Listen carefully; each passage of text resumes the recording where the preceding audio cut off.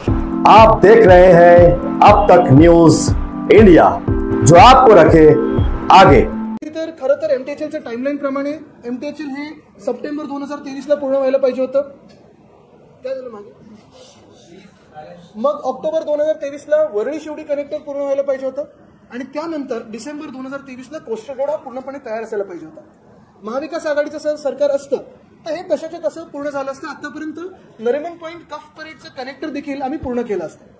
असो हे न होता आपल्याला आठवत असेल एमटीएचएल हे 3 महिने पूर्णपणे तयार होतं पण उद्घाटन झालं नव्हतं. 3 की 5 महिन्यापर्यंत उद्घाटन झालं नव्हतं. आम्ही हे सतत ओरडत होतो. दिघा रेल्वे स्टेशन साधारणपणे 9 महिने तयार होतं, उद्घाटन झालं नव्हतं. उरण लाईन परत तसंच तयार होतं, उद्घाटन झालं नव्हतं. का तर निवडणुका थोडे दूर होत्या. आता निवडणूक तोंडावर आल्यानंतर कोस्टल रोड पूर्ण पण झाला नाहीये. पण हे सगळं करत असताना कोस्टल रोड पूर्ण न झालं असताना देखील श्रेय आम्हाला घ्यायचंय म्हणून उद्घाटन आम्हीच करणार असं या खोके सरकारने ठरवलेलं आहे. असो हे मुंबईकरांना माहिती आहे. ही गंमत जम्मत जर एका बाजूला चालू असेल, जसं पुण्याचं एअरपोर्टचं नवीन टर्मिनल बिल्डिंग आहे, 4 महिने तयार झालेली आहे, उद्घाटन नाही, हे सगळं जर एका बाजूला सुरू असलं तरी दुसऱ्या बाजूला मुंबईकरांसाठी खूप मोठा विषय हा आहे की मुंबईचा रेसकोर्स. लक्षात घ्या, मुंबईचं रेसकोर्स हे नुसतं रेसकोर्स साठी ओळखलं जात नाही, तर त्या रेसकोर्सवर 226 एकरची मोकळी जागा आहे, मोकळं मैदान आहे. तिथे दररोज हजारो मुंबईकर चालायला जातात, धावायला जातात, योगा करायला जातात. एक लाफ्टर क्लब आहे, एक ब्लाइंड क्लब आहे. आपले जे काही पेट्स असतील, कुत्रे किंवा मांजरी वगैरे, हे फिरवायला नेत असतात. कॉन्सर्ट्स होत असतात, कार्यक्रम होत असतात. सामान्य नागरिकासाठी ओपन असलेली एकमेव जागा एवढी मोठी ही रेसकोर्स आहे. आणि ही रेसकोर्स आपल्याला आठवत असेल की या रेसकोर्सवर 2 जानेवारीला मी बातमी आपल्या माध्यमातूनच लोकांसमोर आणली की एक बिल्डर मित्र आहेत घटनाबाह्य मुख्यमंत्र्यांचे, जे मुंबईचे नाही आहेत, तर मुंबईबद्दल काही नाही, जमिनी गिळायच्या असतात, बिल्डिंग बांधायचे असतात, असे बिल्डर मित्र 4 RWITCच्या कमिटी मेंबर्स बरोबर साटेलोटा करत होते.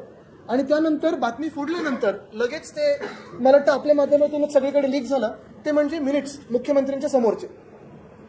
आता हे झाल्यानंतर आपल्याला आठवत असेल मी पहिली भूमिका घेतली, खासदार साहेबांनी भूमिका घेतली की तिथे आम्ही जे मुख्यमंत्री घटनाबाह्य मुख्यमंत्री सांगत होते की आम्ही क्लब हाऊस बांधू, 50 मेंबरशिप RWITC एक लाज म्हणून, ब्राईब म्हणून कदाचित मुख्यमंत्र्यांना देत होते. ह्याला आम्ही विरोध केल्यानंतर एमसीनी म्हणजे ॲडमिनिस्ट्रेटरनी, चहल साहेबांनी तिथे जाऊन ओपन हाऊस घेतलं आणि सांगितलं नाही आता आम्ही क्लब हाऊस बांधणार नाही, आम्ही मेंबरशिप देणार नाही, पण आम्ही इथे अंडरग्राऊंड कार पार्क करू आणि थीम पार्क करू. आता मूळ मुद्दा हेच आहे की काल मी बघतोय की त्यांनी सांगितलं आता थीम पार्क नाही, आता सेंट्रल पार्क करू. काल काही सेलिब्रिटीजना, ऍक्टर्सना वगैरे ह्यांनी ट्विट करायला लावलेलं आहे की आता इथे साजरं करा कारण इथे थीम पार्क नाही होणार, आम्ही आता सेंट्रल पार्क करणार आहोत. पण मूळ मुद्दा हाच आहे. 3 महत्वाचे प्रश्न हेच राहतात. सेंट्रल पार्क करा, हाईड पार्क करा, जे काही करायचं ते करा, पण कुठच्या कॉन्ट्रॅक्टरच्या मदतीसाठी तुम्ही अंडरग्राऊंड कार पार्क तिथे करू इच्छितात? अंडरग्राऊंड कार पार्कला आमचा विरोध राहणार म्हणजे राहणारच, कारण समोर जो आम्ही कोस्टल रोड बनवत आहोत, कदाचित प्रशासकांनी थोडी माहिती घ्यावी, कारण कोस्टल रोड हा पूर्णपणे BMC बनवत आहे. तिथे समोरच 2000 गाड्यांसाठी आपण अंडरग्राऊंड कार पार्क करत आहोत. तर रस्ता ओलांडून गेल्यानंतर कार पार्क जर असेल तर इथे कुठचेही रहिवासी नसताना, इथे कुठे ऑफिसेस नसताना तुम्ही नक्की कोणासाठी हे कार पार्क बनवताय? कुठच्या कॉन्ट्रॅक्टर मित्रासाठी कार पार्क बनवताय? कार पार्क अंडरग्राऊंड आल्यानंतर 3 ते 4 वर्ष खोदकाम झालं, धूळ होणार सगळीकडे आणि त्रास होणार तो होणारच, पण ह्याच्यानंतर देखील हे काम पूर्ण होणार की नाही कोणी आश्वासन देऊ शकत नाही.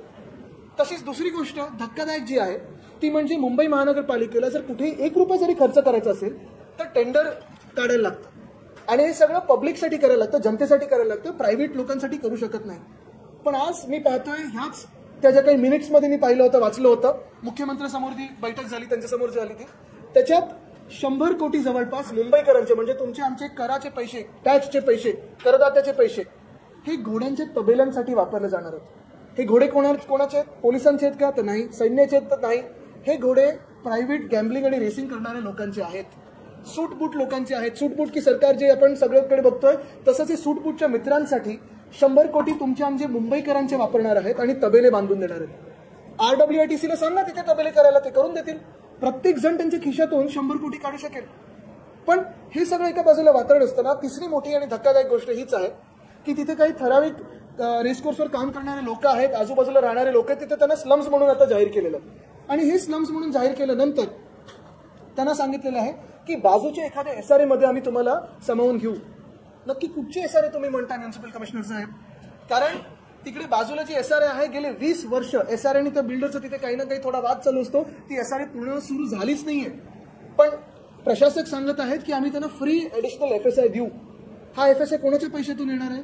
तर तुमच्या आमच्या पैशातून येणार आहे, टॅक्सच्या पैशातून येणार आहे, मुंबईच्या पैशातून येणार आहे. म्हणजे हे असं सगळं अंधधुंद कारभार सुरू आहे. एक आनंदाची गोष्ट ही आहे की आम्ही विरोध दर्शवल्यानंतर, मी ही बातमी फोडल्यानंतर Change.org वर एक मोठं पिटिशन सुरू झालेलं आहे. काही महत्त्वाचे व्हॉट्सअप ग्रुप असतील, आंदोलनं झाली आहेत, मुंबईकर सगळे एकत्र येतात आणि विरोध करत आहेत, मोठ्या संख्येने विरोध करत आहेत. पण प्रशासक काही ऐकायला तयार नाही आहेत. आता मूळ मुद्दा हाच राहतो की मी ऐकतो ह्या प्रशासकांना, म्हणजे म्युन्सिपल कमिशनर आहेत, त्यांना दिल्लीला पोस्टिंगवर जायचं किंवा जून जुलैमध्ये CS बनायचे स्वप्न पडायला लागलेले.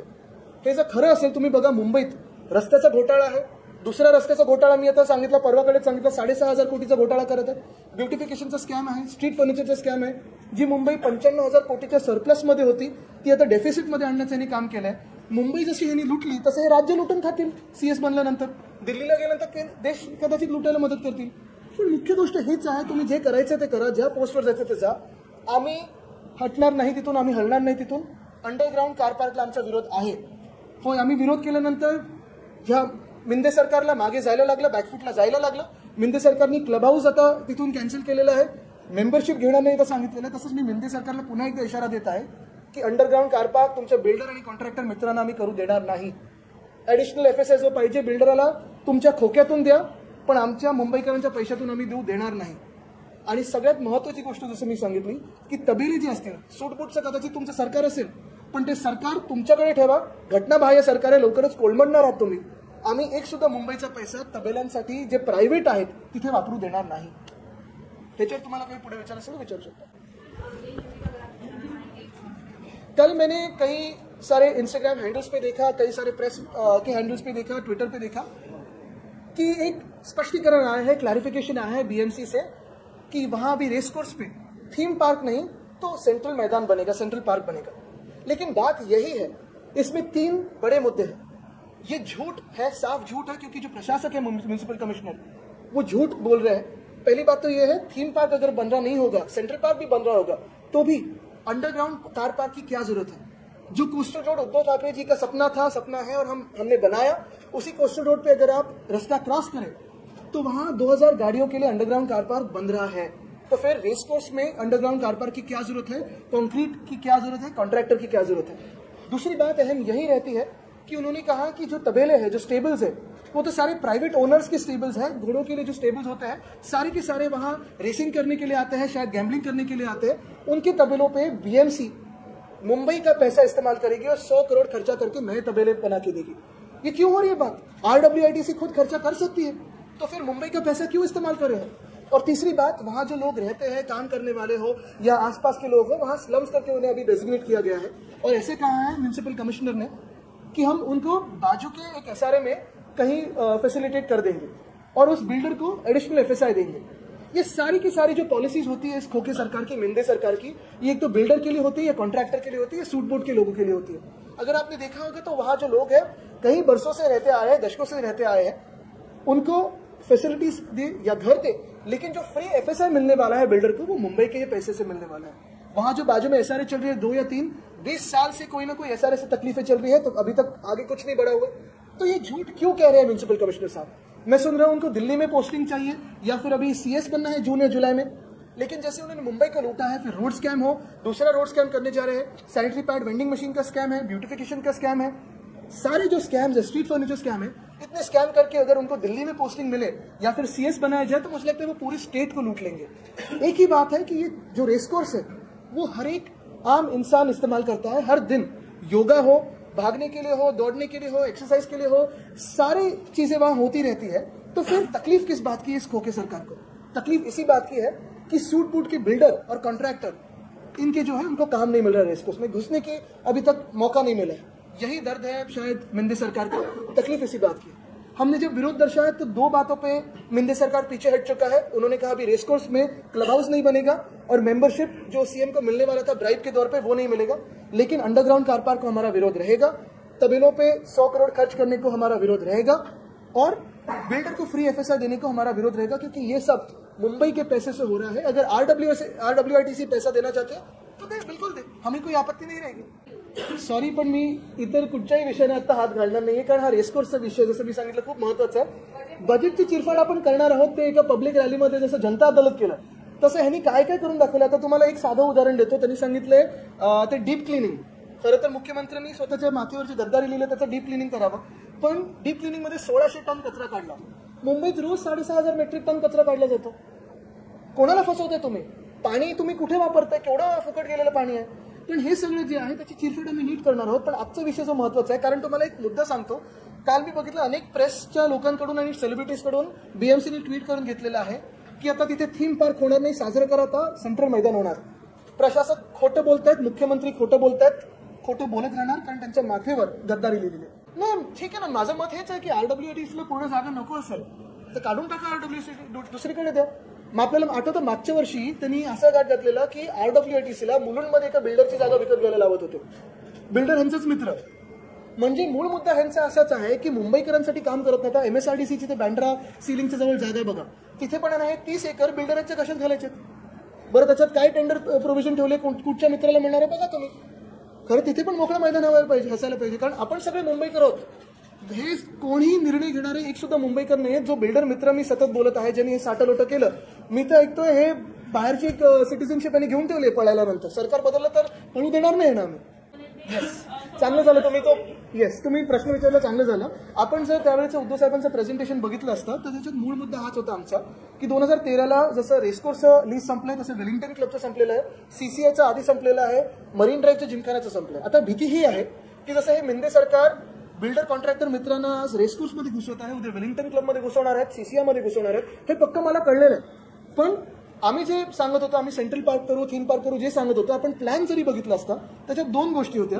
एक, रेसिंग जे आहे ते 36 दिवस चालतं मुंबईमध्ये. ते 36 दिवस जर आपण वगळले तर ह्याच आरडब्ल्यूआयटीसीला आम्ही सांगत होतो की तुम्ही खर्च करा, आम्ही सांगणार होतो, आणि तिथे लँडस्केप गार्डन बनवून द्या. बायफर्केट कुठच्याही जागेला करू नका. एखाद्या जागेत भिंती आल्या, बायफर्केशन झालं, विभागणी झाली की ती जागा संपली. आज जे होते तिथे अंडरग्राऊंड कार पार्कचा आता प्रपोजल आलाय. पहिला होता क्लब हाऊस. म्हणजे मूळ गोष्ट ही आहे की प्रशासक काय बोलतात त्यांनाच माहिती नाहीये. मी आरोप केल्यानंतर ते आता हे ना तर ते करू, आता ते ना तर आम्ही ते करू, हे असं सगळं चालू आहे प्रकार.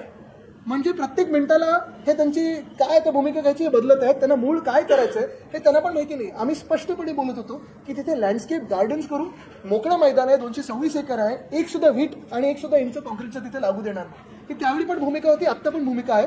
मध्यंतरीच्या काळात जेव्हा आमचं सरकार आलं होतं तेव्हा आपल्याला आठवत असेल कोविडचा काळ होता, चर्चा सुरू झाली, पण स्थानिक आणि दक्षिण मुंबईतले काही लोक आहेत, हजारो लोक जे तिथे जातात, दक्षिण मध्यमधले जे जातात तिथे, तिकडचे सगळे लोकांनी सांगितले नाही आता तरी काही हात लावू नका. आम्ही लोकांचं ऐकलं होतं.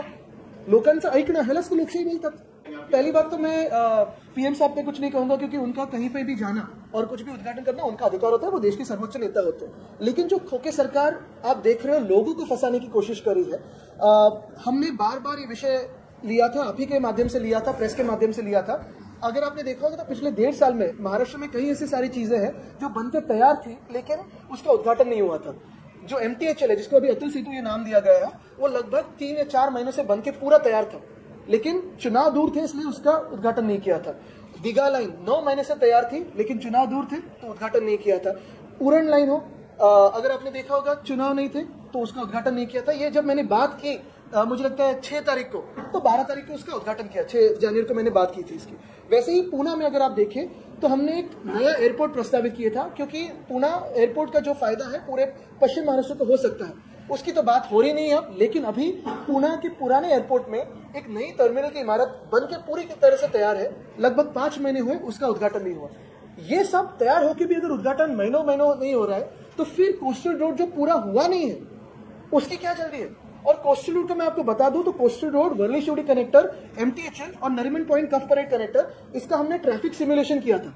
अगर आपने देखा होगा तो MTHL का जब उद्घाटन हुआ है, ईस्ट कोस्ट से वेस्ट कोस्ट को आने को लगभग अभी 1.25 घंटा लगता है, क्योंकि जो वर्ली शिवड़ी कनेक्टर है वो पूरा नहीं हुआ है. हमारे समय में और MBA के समय में अगर आपने हमारी टाइमलाइन देखी होती और हमारी काम करने का तरीका देखा होता तो MTHL सितंबर 2023 में पूरा होता, अक्टूबर में वर्ली शिवड़ी कनेक्टर हो जाता था और दिसंबर 2023 में कोस्टल रोड पूरा हो जाता था. Nariman Point Cuff Parade connector 2024 के अंत में पूरा हो जाता था. लेकिन अगर आपने देखा होगा ये सारी चीजें तो डिले हुई है. नॉर्थ बाउंड कनेक्टर जो MSRDC के पास है और जो मंत्री 7 या 8 साल से अभी ये जो मिंदे सरकार में जो गैंग लीडर है वो चला रहे हैं, वही बने हैं. कितने सालों से डिले हुआ है, अभी तो गर्डर भी नहीं चढ़ा हुआ है ना. तो इनका तरीका जो है काम करने को आता नहीं है और वहां कुर्सी में बैठे हुए हैं. My only contention with the Coastal Roads inauguration is, firstly, if you see in Maharashtra, there were many more things in Maharashtra which were delayed for inauguration only because the elections were not around the corner. The Atal Setu, the MTHL, was delayed for 5 months only and only because the elections were not around the corner. The Digha railway station was ready and completed for 9 months, not inaugurated because the elections were not around the corner. Uran line, Pune's new terminal airport, yet not inaugurated. I think Uran line has just been inaugurated. While this is fully ready and not inaugurated because there were elections not around the corner, the Coastal Road, which is a dream project, fully initiated and almost completed by Uddhav Thackeray's government, it is now being half inaugurated by this Khoke Sarkar only and only because elections are around the corner and they want to seek credit for something that is not theirs. The Coastal Road, the trouble with inaugurating the Coastal Road half-heartedly is that the Coastal Road was made with a certain traffic simulation. It has to be, it is not a linear road, it is with complex interchanges. If you see, Haji Ali Junction has 8 interchanges. The Breach Candy opening has a complex turning around, because of which we had to widen the road there. Everything has happened with a certain traffic planning.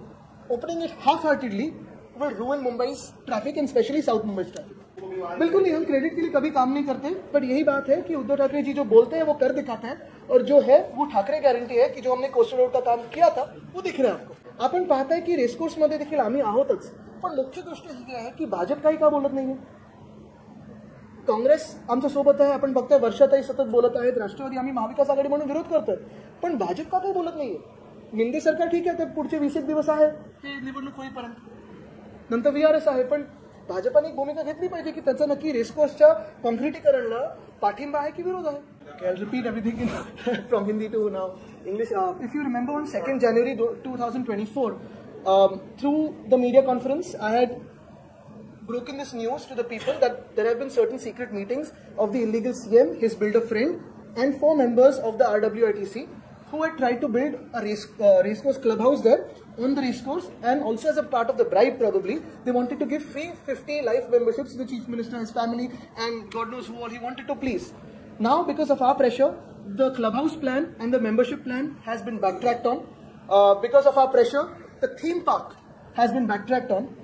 But more importantly, there's a catch. Yesterday I saw a couple of celebrities, couple of Mumbaikars, press, rejoicing that there won't be a theme park, but there'll be a central park. That's what the BMC had fed them. But the catch in this, still, is that the BMC proposes to rebuild the private stables of RWITC with 100 crores of Mumbaikars' money, taxpayers' money.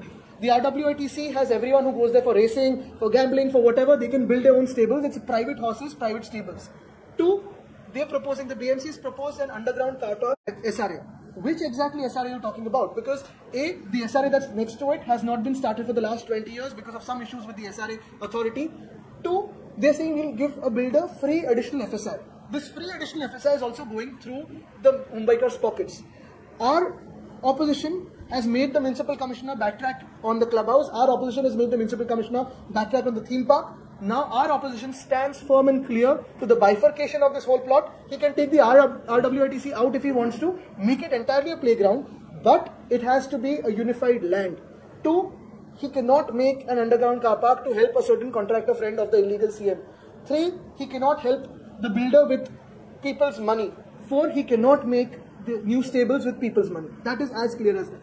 नाही, मला वाटतं बघा काय आहे ना की भाजपने एक ऑफिशियल भूमिका सांगावी. इकडे तिकडे बोलणारे त्यांचे खूप झाले, त्यांच्याकडे आमचे कोणीच लक्ष देत नाही, तर बिचारे मग फ्रस्ट्रेट होऊन अजून चिडून आम्हाला शिवे देतात. त्यांना देऊ द्या, आम्ही मुंबईकरांसाठी बोलतोय. भाजपने अधिकृत प्रेस नोट काढावी की महालक्ष्मी रेसकोर्सवर त्यांची भूमिका काय आहे. कदाचित लोकसभेत आमच्या समोर त्यांचाच उमेदवार येणार आहे. नहीं, लॉ एंड ऑर्डर में पहले तो कैबिनेट मीटिंग्स में कितनी लॉ एंड ऑर्डर होती है वो देखना भी जरूरी पड़ेगा. लेकिन अगर आपने देखा होगा तो पिछले 2 साल में महाराष्ट्र में लॉ एंड ऑर्डर की पूरी धज्जियां उड़ चुकी है. अगर मैं याद ही निकालूं तो कहां से शुरुआत करूं. पहले तो यहाँ के जो माहिम के गद्दार आमदार है, उन्होंने, आपने देखा होगा आप ही के कैमरे में कब्जा हुआ है, पिस्तौल निकाल के गणपति बाप्पा के पूरे प्रोसेशन में पिस्तौल निकाली और मुंबईकर को धमकाया. फिर जाके पुलिस स्टेशन में फायरिंग की. DCM ने उनका साइड ली, कहा कि बंदूक उनकी थी लेकिन फायरिंग उनकी नहीं थी. चलो दिखाओ CCTV कैमरा. एक्चुअली ये आदमी पे तो UAP लगना जरूरी था. अगर किसी भी धर्म पे कोई भी या किसी भी आम इंसान पे कोई फायरिंग करने की कोशिश करे, पुलिस स्टेशन में जाके फायरिंग करे, तो टेररिस्ट एक्ट लगाओ. अगर आप हिंदुत्ववादी सरकार हो तो ये तो गणपति बाप्पा के प्रोसेशन पे इन्होंने बंदूक दिखाई है, तो उनको गणपति बाप्पा के मंदिर का भी ट्रस्ट का अध्यक्ष किया. ये कैसा न्याय हुआ. फिर दूसरी बात अगर आप देखें तो कल की जो फायरिंग है वो तो है, लेकिन वो दूसरी कौन है, वो MSRDC के ऑफिसर के बच्चे, उन्होंने एक लड़की पे गाड़ी चढ़ाई है। कितने सारे बताएं, दंगे हो रहे हैं, ये सारे हैं। एक आमदार है, उन्होंने तो उनके बच्चे ने किडनैपिंग की है, CCTV में कब्जा हुआ है, होर्डिंग्स पे दिखते हैं, लेकिन पुलिस कार्रवाई नहीं कर रही। क्योंकि क्यों? पुलिस को विरोधी पक्ष के पीछे लगाया जाता है। 50 को एकदम होके चिल्लाओ, अब पे पुलिस आएगी। लेकिन उनको कहा है की सत्ताधारी पक्ष से कोई भी गुंडागर्दी करे तो उनको हम प्रमोशन देंगे, आप कोई ऍक्शन मत लो। मला वाटतं महाराष्ट्र हे सगळं बघत आहे आणि महाराष्ट्र नक्की याच्यावर जेव्हा मतदान होईल तेव्हा निकाल देईल। कारण महाराष्ट्रात कधी असं राजकारण पाहत नव्हतं जेवढं घाणेरडं मिंदी गँगचं राजकारण, गँग वॉर चालू आहे। गँग लीडर मुख्यमंत्री बसले आणि ह्याच्यात मुद्दा हाच आहे की हे सगळं गँग वॉर महाराष्ट्रात संपेल।